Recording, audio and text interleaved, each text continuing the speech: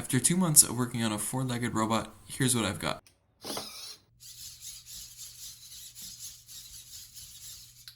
My last project only had 2 motors, so 12 motors for a robot dog was a little bit of a step up.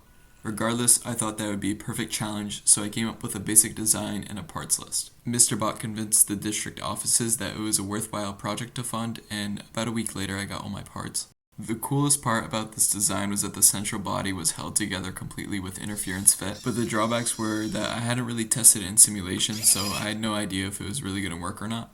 I wanted to use the Champ ROS library for gait, which I linked in the description, which worked pretty well in the visualizer, but when I tried to simulate it, I had a whole host of problems. All of these failed simulations are only like 20 seconds of this video, but the truth is that this was giving me probably the most grief of anything from this project, and I was stuck on this for weeks until I finally complained enough to my mentor, Mr. Ball, who put me in contact with Dr. Gray, who saved my life here and showed me how to simulate things properly. Dr. Gray was actually able to fix my issue in less than like 30 minutes, so thank you, Dr. Gray. The dog didn't work in real life, or at least didn't work that well. Even in simulation, the dog didn't work that well, which led me to believe that my design was inherently flawed. After all, I did just come up with it. I didn't do that much research beforehand.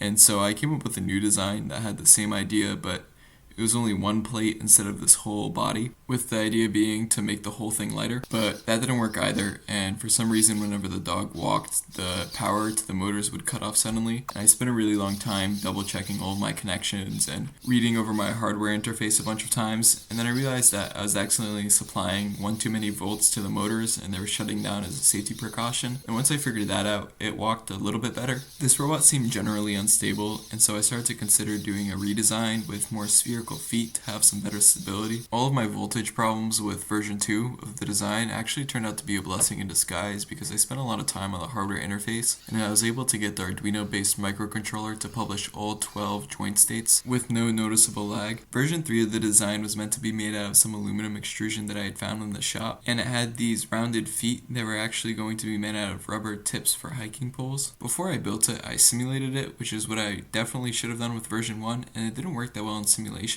And so I went on to version 4 where I made it so the legs were facing opposite directions instead of the same direction. I also increased the length of the body, and these two things seem to really increase the stability. Version 4 worked well enough in simulation where I went on to build it. Version 4 by far works the best, and that's where I am right now, but it's still got a ways to go. I think the next step I'm going to take is to increase the rigidity of the design. The Quadruped definitely still walks weird, but that isn't my primary goal. My primary goal is to learn more about robotics and robot operating system, which I've made some great progress on. And my secondary goal is to not say the word "and" as much. See you next time.